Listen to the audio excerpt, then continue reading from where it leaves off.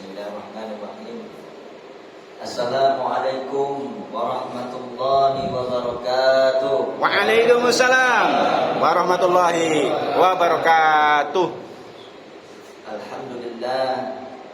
Alhamdulillahi rabbil alamin. Bihi nasta'inu ala umuri dunya waddin. Wassalatu wassalamu ala asyrafil anbiya'i wal mursalin wa ala alihi wa sahbihi ajma'in. Amma ba'd.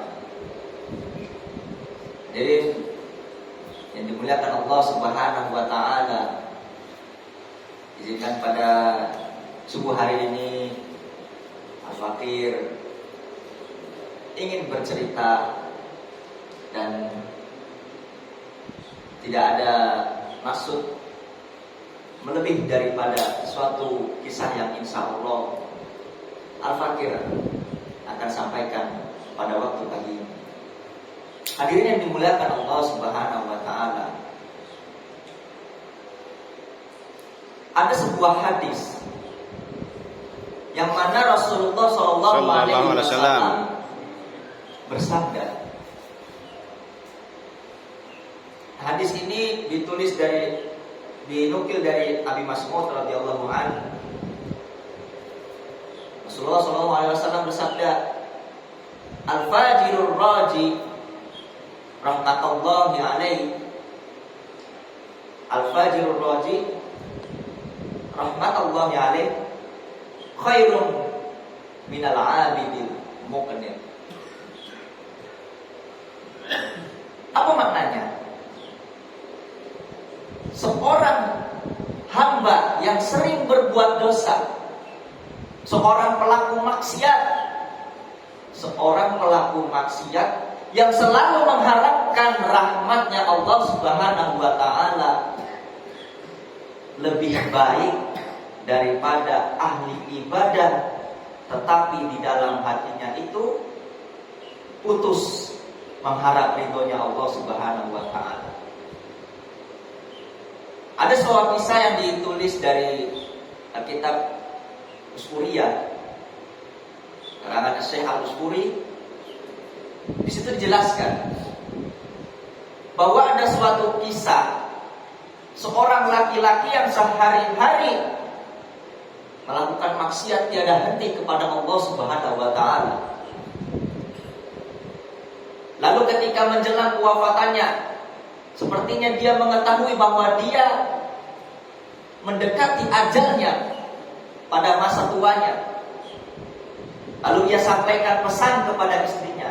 Apa pesan yang diinginkan dari orang ini? Sang laki-laki berpesan kepada istrinya, "Wahai istriku, aku minta kamu tolong ketika aku meninggal nanti, tolong bakar saja jasadku ini. Lalu abunya kamu simpan dan kamu buang ke lautan." Sang istri tidak banyak bertanya mengapa sang suami ingin melakukan seperti ini, tidak seperti biasanya. Tetapi pada hari kemudian sang suami meninggal, sang istri mengkremasi jasadnya dan membuangnya ke laut abunya. Maka pada saat hari di mana malaikat datang ingin menanyakan, malaikat pun menyerahkan hal ini kepada Allah Subhanahu wa taala. "Ya Allah, ada hambamu yang dikremasi dan dibuang abunya ke laut." Lalu Allah Subhanahu wa taala turun bertanya kepada sang hamba ini, bertanya kepada ruhnya, "Kenapa engkau hendak, ada apa maksudmu ini membakar jasadmu lalu membuang abumu ke laut?" Apa yang dijawab oleh sang hamba? "Ya Allah, semasa hidupku aku selalu bermaksiat kepadamu, aku takut kepadamu. Maka dari itu aku meminta pesan kepada istriku dan membuang abuku ini ke laut. Aku sudah bertobat padamu ya Allah, tapi aku takut terhadap siksamu. Apa kata Allah Subhanahu wa ta'ala? Aku telah mengampuni taubatmu.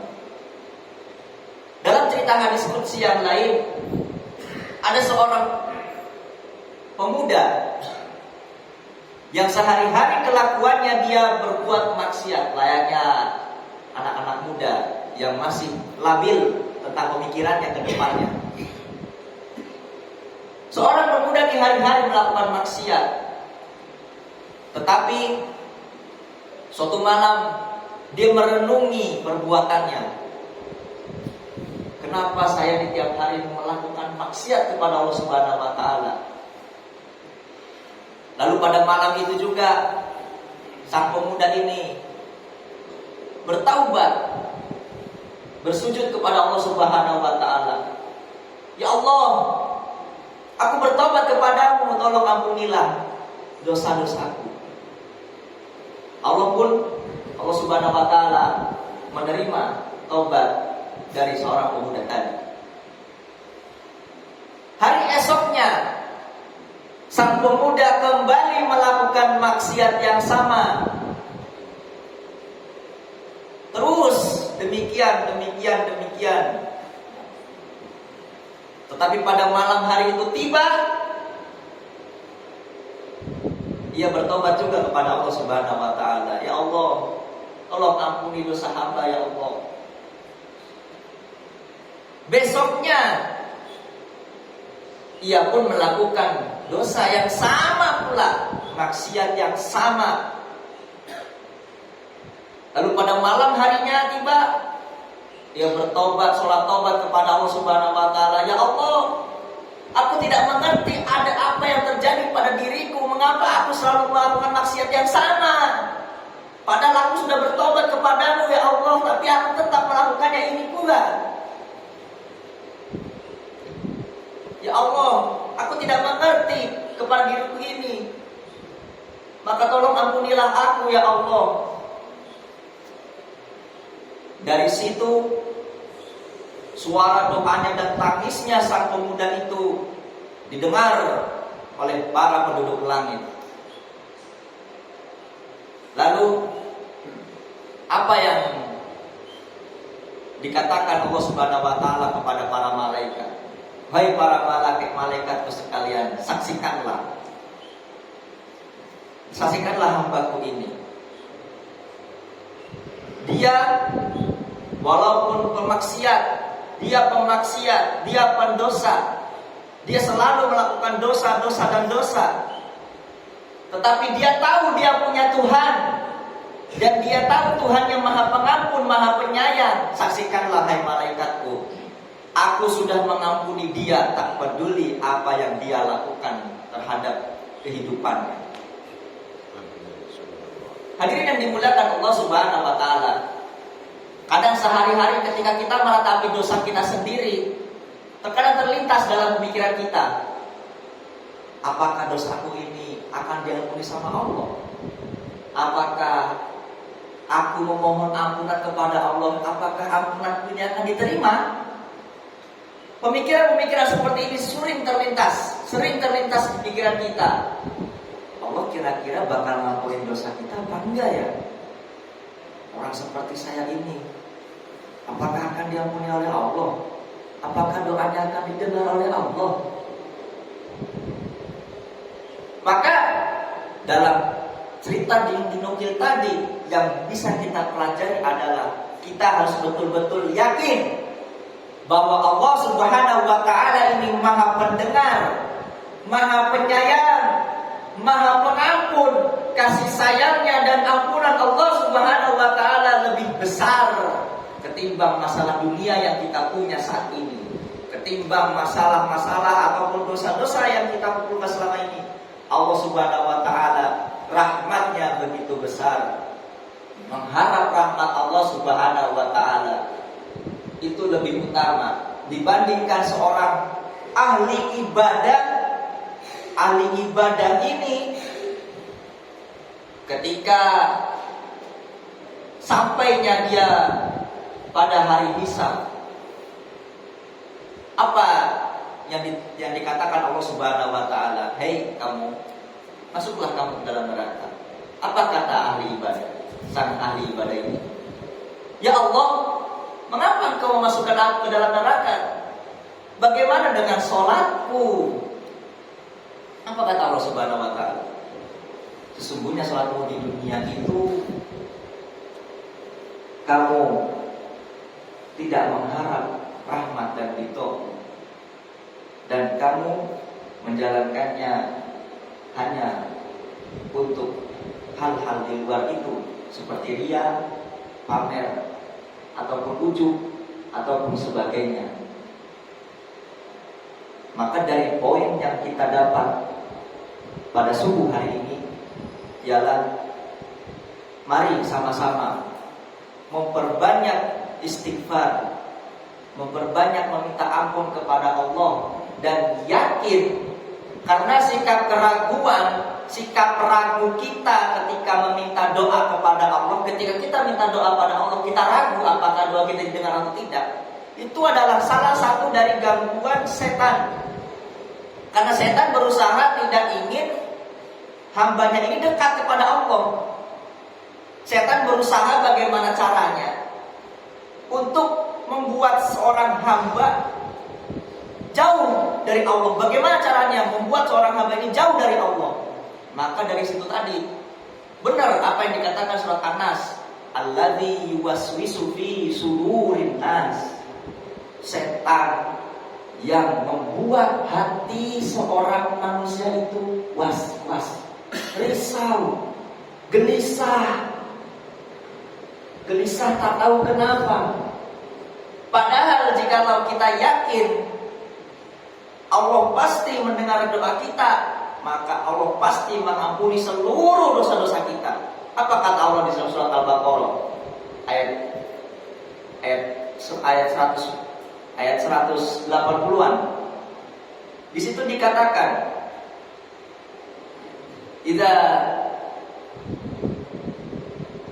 Idza sa'altani fa inni qarib ujibu da'watad da'i idza da'ani falyastajibu li wal yu'minu bi la'allahum yarshudun.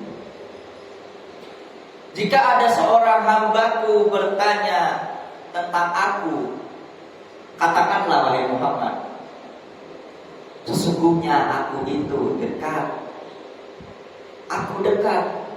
Aku akan jawab semua doa-doa permintaan hambaku, maka pasti aku akan menjawabnya. Dan hendaknya seorang hambaku ini percaya kepadaku, beriman kepadaku, semoga supaya hamba-hambaku ini mendapat petunjuk. Maka dari itu, terkadang apa yang kita pikirkan sehari-hari, aku malu sebenarnya di hadapan Allah. Karena pemikiran seperti itu suka muncul. Malu sebenarnya meminta ampun kepada Allah. Sifat was-was inilah yang ditimbulkan dari setan. Setan membuat menghasut hati kita, mendalam ke dalam hati kita, yaitu timbullah rasa was-was tadi. Apa kata setan? Udah, orang seperti ente mah gak pantas. Buat apa ente bertobat, percuma. Emang ente gak malu sama Allah? Udah tobat maksiat lagi, udah tobat maksiat lagi, udah tobat maksiat lagi.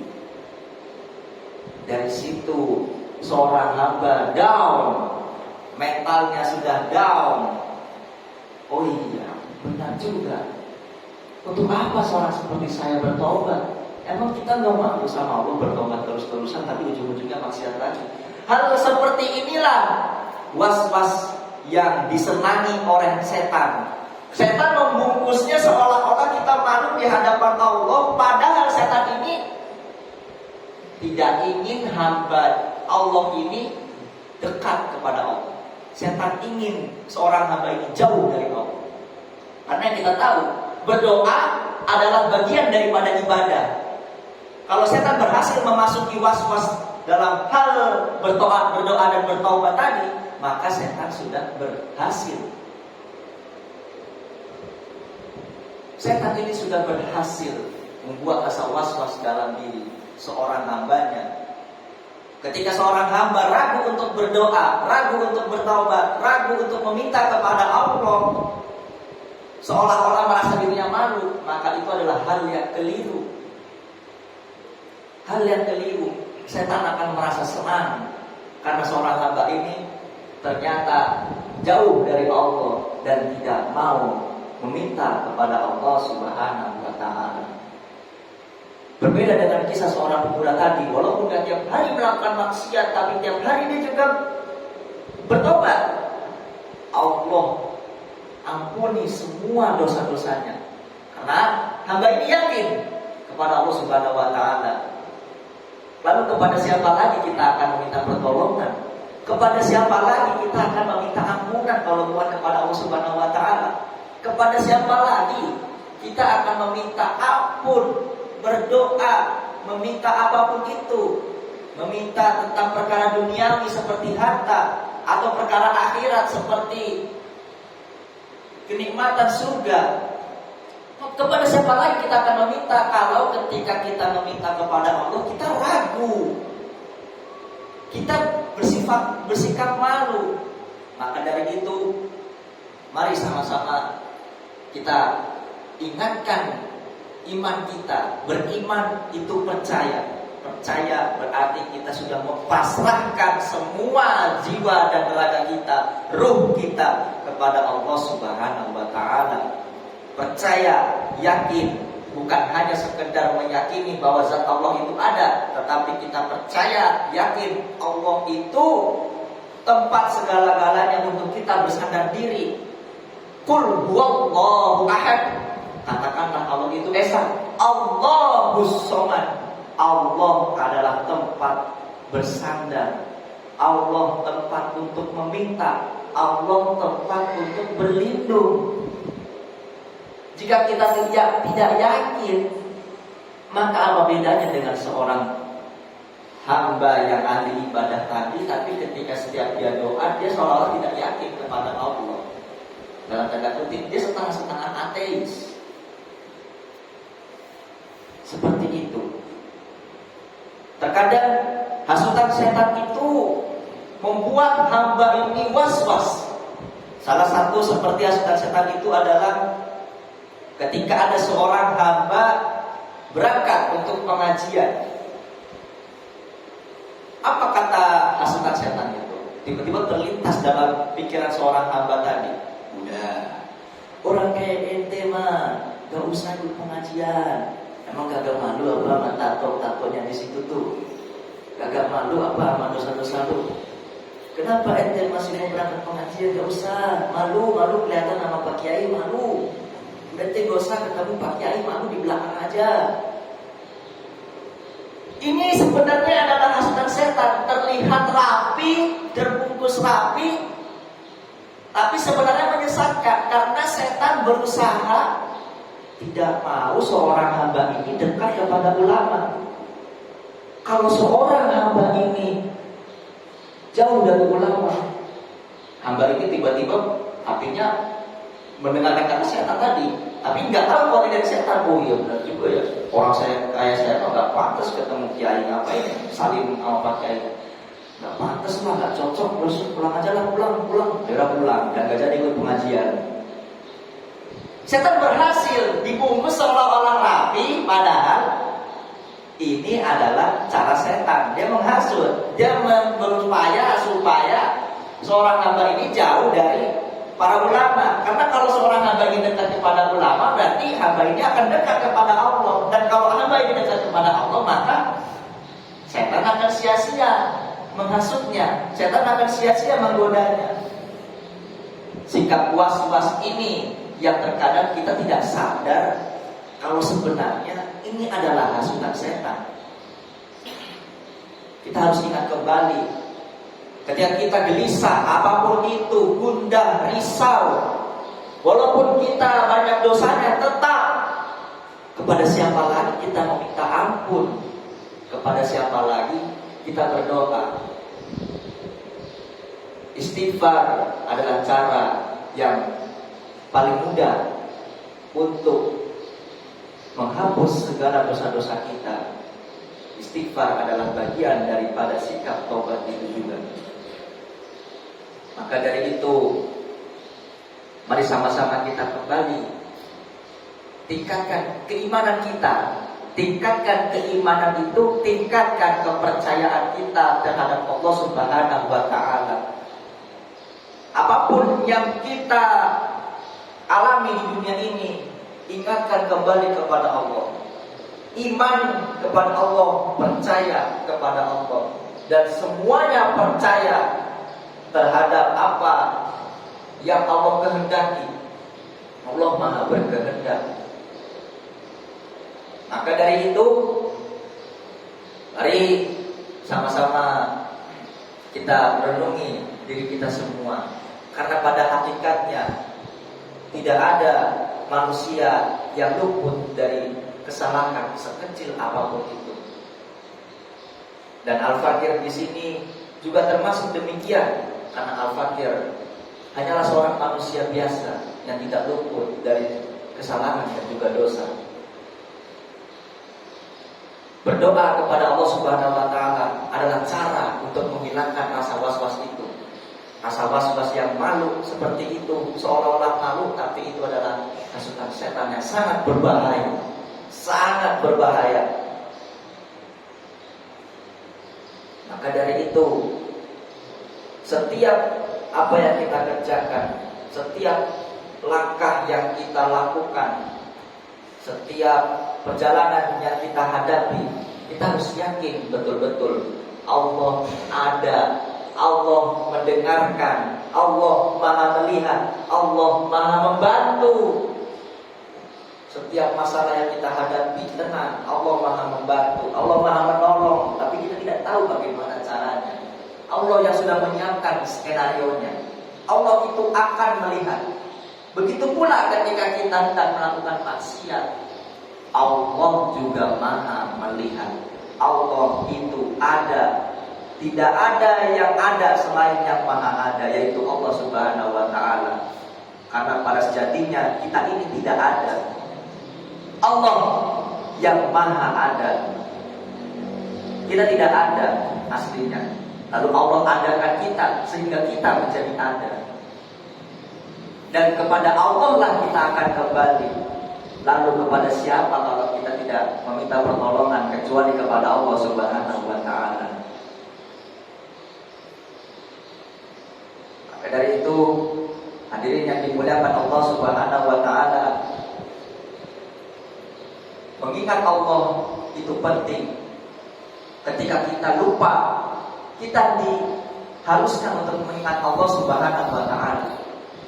Dalam surat Al-Kahfi pada pertengahan juga disebutkan, wadkur rabbaka idza nasita, dan ingatlah kepada Tuhanmu ketika kamu lupa. Jadi obat lupa, obat lalai itu mudah, yaitu berzikir kepada Allah. Wadkur rabbaka idza nasita wa qul asa ayyadiyani rabbi aqraba min hadza rasyada. Dan ingatlah, berzikirlah kepada Tuhanmu jika engkau lupa, dan katakanlah semoga Tuhanku memberi petunjuk kepadaku dan supaya aku mendapat kebenaran mengenai perkara atau persoalan ini. Hadirin yang dimuliakan Allah Subhanahu wa Ta'ala, setan itu tetap akan mengganggu setiap umat, setiap hambanya satu persatu, tak pandang siapapun itu. Dan setan akan terus berupaya. Hasutan setan itu sangatlah berbahaya. Ketika seorang hamba dihasut oleh setan, ketika setan menghasut seorang hamba dan tidak berhasil membuat hamba ini melakukan dosa, maka setan akan menghasutnya dengan membuat hamba ini seolah-olah dia sudah paling benar. Ini yang sangat berbahaya. Ketika setan menghasut orang, tapi setan gagal untuk menjadikan orang ini melakukan maksiat atau dosa, maka setan akan terus mengubah taktiknya dan berusaha menjadikan seorang hamba ini seolah-olah dia sudah paling benar. Sehingga muncul dalam hati seorang hamba ini, oh, gue mau sholat, tahajudnya rajin, udah nggak takut lagi terhadap apa yang terjadi di akhirat. Belum tentu. Kita pasti akan diuji, apapun itu model ujiannya, karena setiap hamba itu berbeda. Setan akan membuat seorang hamba ini seolah-olah dia sudah melakukan yang paling baik, tetapi sebenarnya ini adalah hal yang berbahaya. Maka kembali kepada yang tadi, seorang hamba yang selalu melakukan maksiat tetapi dalam hatinya tidak ada rasa putus kepada Allah Subhanahu wa taala, yakin kepada Allah Subhanahu wa taala, Allah yang Maha mengatur segalanya, Allah yang Maha berkehendak segalanya, maka seorang hamba ini diterima taubatnya. Berbeda kepada seorang ahli ibadah ini, dia ahli ibadah tetapi dalam hatinya itu banyak keraguan terhadap wujudnya Allah Subhanahu wa taala. Dia melakukannya hanya karena menjalankan kewajiban saja, yang penting sholat. Jadi sudah ada tanggungan jawab lagi. Dia lupa bahwa tujuan sholat itu adalah untuk Allah Subhanahu wa taala, bukan karena kewajiban. Yang penting kalau sudah sholat berarti kewajiban gugur. Nanti kalau ada sholat lagi sholat, nanti kewajiban gugur. Bukan seperti itu. Kita sholat berarti kita mengingat diri kita bahwa kita adalah hamba.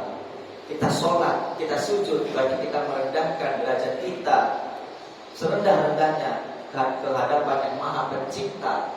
Berarti kita meminta kepada Allah apa yang kita minta. Kita meminta, kita berdoa, berarti kita menunjukkan bahwa diri kita ini adalah seorang hamba yang tidak punya apa-apa, karena Allah yang Maha Kaya, Allah yang memiliki segalanya.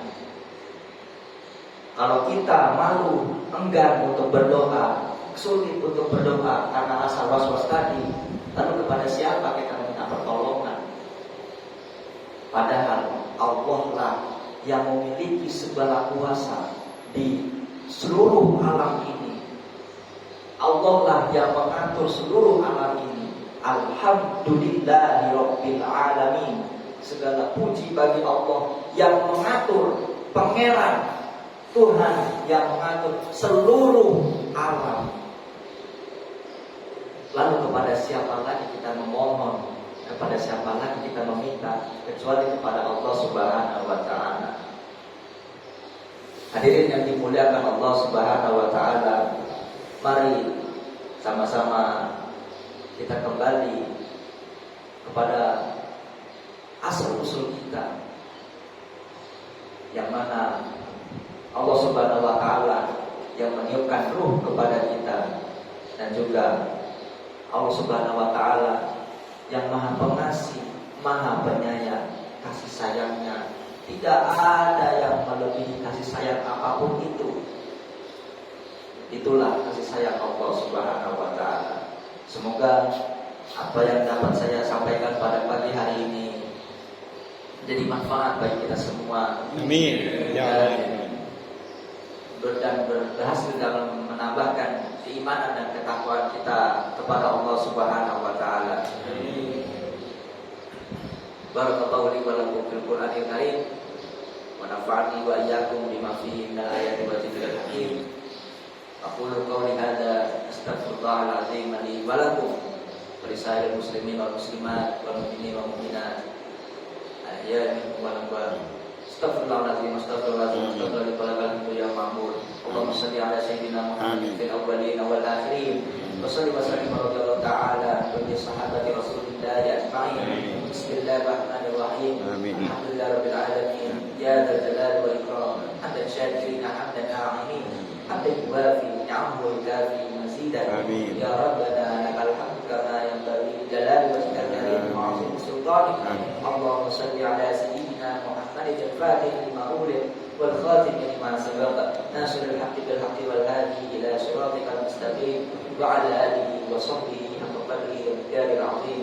Allahumma inna nas'aluka al-khairat wa tarkal munkarat wa hubbal masakin اغفر لنا ذنوبنا وكفر عنا سيئاتنا وتوفنا مع الأبرار اللهم إنا نسألك رضاك والجنة ونعوذ بك من سخطك والنار اللهم إنا نسألك سلامة في الدين والدنيا والآخرة وعافية في الجسد وزيادة في العلم وبركة في الرزق وثبتا قبل الموت ورحمة عند الموت مغفرة بعد الموت اللهم هون علينا في سكرات الموت ونجاة من النار والعفو عند الحساب ربنا هب لنا من أزواجنا وذرياتنا قرة أعين واجعلنا للمتقين إماما ربنا ظلمنا أنفسنا وإن لم تغفر لنا وترحمنا لنكونن من الخاسرين ربنا اغفر لنا ذنوبنا ولوالدينا ولمن علمنا ولمن له حقوق علينا ولجميع المسلمين والمسلمات والمؤمنين والمؤمنات الأحياء منهم والأموات